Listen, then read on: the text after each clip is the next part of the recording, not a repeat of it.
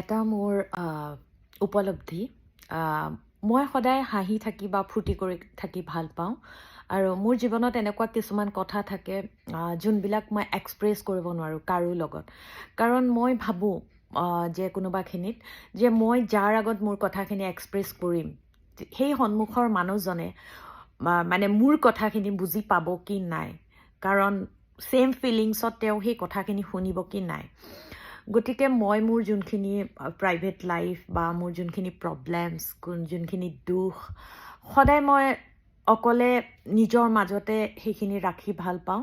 আৰু মই সকলোকে কওঁ, যদি আপোনালোকৰ মনত কিবা বেয়া লগা বা ভাল লগা কিবা আছে, আপুনি এনেকুৱা ব্যক্তিৰ সন্মুখতহে এক্সপ্ৰেছ কৰিব যোনজন ব্যক্তিয়ে আপোনাৰ কথাখিনি বুজি পাব বা তেওঁ আপোনাৰ কথাখিনিৰ লগত তেওঁ মিলিব পাৰিব।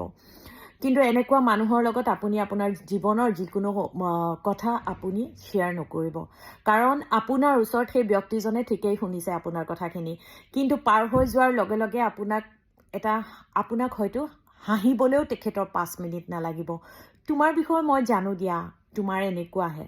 সেইকাৰণে যিমানখিনি পাৰে নিজৰ লাইফটো সদায় প্ৰাইভেট ৰাখিব আৰু এনেকুৱা ব্যক্তিৰ লগত শ্বেয়াৰ কৰিব যি ব্যক্তিয়ে আপোনাক বুজি পায় আৰু আপোনাৰ ফিলিংছখিনি অনুভৱ কৰে। ধন্যবাদ।